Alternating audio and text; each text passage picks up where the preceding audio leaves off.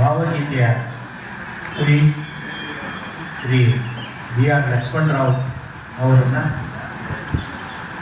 ಈ ಸಮಾರಂಭಕ್ಕೆ ಆಹ್ವಾನಿಸೋದಕ್ಕೆ ಮುಂಚೆ ಒಂದು ವಿಶೇಷವಾದ ಸಾರ್ವಜನಿಕವಾದ ಹಾರೈಕೆ ನುಡಿಗಳನ್ನು ನಾವು ನೆನಪು ಮಾಡಿಕೊಳ್ಳೋಣ.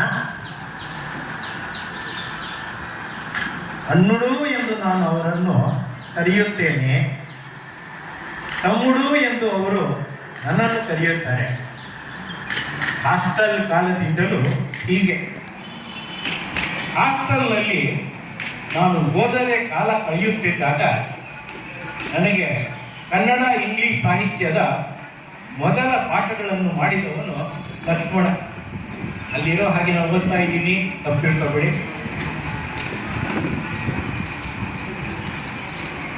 ಲಂಕೇಶ್, ವೈಎನ್ಕೆ ಮುಂತಾದವರ ಪರಿಚಯ ಮಾಡಿಕೊಟ್ಟು ನನಗೊಂದು ಪುಟ್ಟ ಮಹತ್ವ ತಂದುಕೊಟ್ಟು ನನ್ನ ಮೆಟ್ಟಿಲುಗಳನ್ನು ಏರಿಸಿದವನು ಅವನು ಬಾಯಿ ತೆಗೆದರೂ ಕಾವ್ಯ, ಬಾಯಿ ತೆಗೆಯದಿದ್ದರೂ ಕಾವ್ಯ.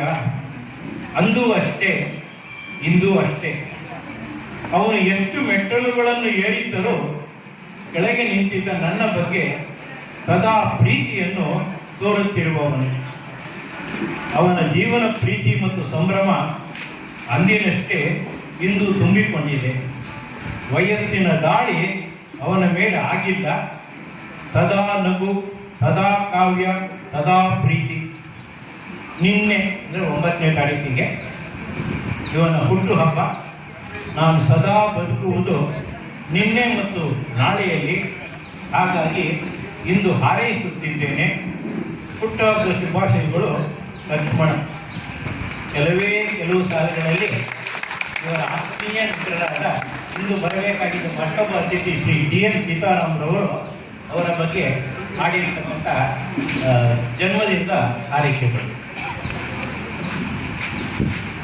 ಇಂದಿನ ಮುಖ್ಯ ಅತಿಥಿಯಾಗಿರ್ತಕ್ಕಂಥ ಶ್ರೀ ಬಿ ಆರ್ ಲಕ್ಷ್ಮಣರಾವ್ ಅವರು ಹುಟ್ಟಿದ್ದು ಸೆಪ್ಟೆಂಬರ್ 9ರಂದು ಚಿಕ್ಕಬಳ್ಳಾಪುರ ಜಿಲ್ಲೆಯ ಶ್ರೀಮಂಗಲದಲ್ಲಿ. ಪ್ರಾಥಮಿಕ ವಿದ್ಯಾಭ್ಯಾಸ ಚಿಂತಾಮಣಿಯಲ್ಲಿ, ಪದವಿ ಬೆಂಗಳೂರು ವಿಶ್ವವಿದ್ಯಾನಿಲಯದಿಂದ ಮತ್ತು ಸ್ನಾತಕೋತ್ತರ ಪದವಿ ಮೈಸೂರು ವಿಶ್ವವಿದ್ಯಾಲಯದಿಂದ ಪಡೆದರು. ಶ್ರೀ ಬಿ ಆರ್ ಎಲ್ ಅವರನ್ನು ಗೂಗಲ್ ಮ್ಯೂಸಿಕಲ್ ಆರ್ಟಿಸ್ಟ್ ಎಂದು ಕರೆದಿದೆ. ಅವರು ಕೆಲವು ಚಲನಚಿತ್ರಗಳಿಗೂ ಧಾರಾವಾಹಿಗಳು ಗೀತೆಯನ್ನು ರಚಿಸಿದ್ದರೂ ಅವರು ಮುಖ್ಯವಾಗಿ ಭಾವಗೀತೆಗಳ ಕವಿ. ಇವರು 14 ಕವನ ಸಂಕಲನಗಳನ್ನು, 3 ಕಥಾ ಸಂಕಲನಗಳು, 2 ಕಾದಂಬರಿಗಳು, 4 ನಾಟಕಗಳು, ಜೊತೆಗೆ ಹಲವು ಅನುವಾದಗಳು, ಅಂಕಣ ಬರಹಗಳು, ಲೇಖನಗಳು ಸೇರಿವೆ. ಸುಬ್ಬಾ ಭಟ್ಟರ ಮಗಳೇ, ಹೇಳಿ ಹೋಗು ಕಾರಣ ಮತ್ತು ಆಲಿಂಗನ ಇವರ ಪ್ರಮುಖ ಭಾವಗೀತೆಗಳ ಕ್ಯಾಸೆಟ್ಗಳು. ಬಿ ಆರ್ ಎಲ್ ಅವರ ಬಗೆಗೆ HSV ಅವರೇ ಹೇಳಿದಂತೆ ತಮ್ಮ ಮಿತ್ರಕೂಟದಲ್ಲಿ ಲಕ್ಷ್ಮಣನೇ ಪ್ರಥಮ. ಅವರಿಬ್ಬರ ಸಂಬಂಧ ಯುಗಲ್ಬಂದಿಯೇ ಹೊರತು ಜಗಳಬಂದಿಯಲ್ಲ ಎಂಬ ಮಾತನ್ನು ಬಿ ಆರ್ ಎಲ್ ಅವರೇ ನೆನಪಿಸಿಕೊಂಡಿದ್ದಾರೆ. ದಸರಾ ಬರ್ತಾ ಇದೆ, ಅದರ ಸಂಬಂಧ ಇವರು ಆಡಿರ್ತಕ್ಕಂಥ ಸಾಲುಗಳು: ಸಾದಾ ದೋಸೆ ತಿಂದು, ಬೈಟು ಕಾಫಿ ಕುಡಿದು, ಮುಗಿಯಿತು ಜಂಬೂ ಸವಾರಿ, ಇನ್ನು ಬಾಡಿಗೆ ಮನೆಗೆ ದಾರಿ. ಯೋಗಿಯವರು ಇವರನ್ನು ಬಣ್ಣಿಸಿರುವುದು, ರಾಯರು ಎಂದರೆ ಮುನಿಸಿಕೊಳ್ಳಬೇಡಿ, ಲಕ್ಷ್ಮಣ ಕನ್ನಡ ಕಾವ್ಯದ ಲಕ್ಷಣ. ಇವರಿಗೆ ಹಲವಾರು ಪ್ರಶಸ್ತಿಗಳು ಸಂದಿವೆ. ಪ್ರಮುಖವಾದವು ಅದರಲ್ಲಿ ಕರ್ನಾಟಕ ಸಾಹಿತ್ಯ ಅಕಾಡೆಮಿ ಪ್ರಶಸ್ತಿ, ಕರ್ನಾಟಕ ರಾಜ್ಯೋತ್ಸವ ಪ್ರಶಸ್ತಿ, ಆರ್ಯಗೌಡ ಪ್ರಶಸ್ತಿ, ಫಿಲ್ಮ್ಫೇರ್ ಪ್ರಶಸ್ತಿ, ಮಾಸ್ತಿ ಪ್ರಶಸ್ತಿ, ಪೂತಿನ ಕಾವ್ಯ ಪುರಸ್ಕಾರ ಮುಂತಾದವು. ಇವರು ಧಾರಾವಾಹಿಗಳಿಗೆ ರಚಿಸಿದ ಶೀರ್ಷಿಕೆ ಗೀತೆಗಳು ಎದೆ ತುಂಬಿ ಹಾಡುವೆನು, ಮಂಥನ, ನಮ್ಮಮ್ಮ ಶಾರದೆ, ಬೃಂದಾವನ ಮುಂತಾದವು. ಅಮ್ಮ, ಹಾಲು ಸಕ್ಕರೆ, ಆಕ್ಸಿಡೆಂಟ್ ಮುಂತಾದ ಚಿತ್ರಗಳಿಗೆ ಗೀತ ರಚನೆ ಮಾಡಿದ್ದಾರೆ. ಇಂದಿನ ಕಾರ್ಯಕ್ರಮದಲ್ಲಿ ಶ್ರೀ HSP ಅವರಿಗೆ ನುಡಿ ನಮನ ಸಲ್ಲಿಸಿರುವ ತಮಗೆ ಸರ್ವರ ಪರವಾಗಿ ಹೃತ್ಪೂರ್ವಕ ಸ್ವಾಗತ ಸರ್.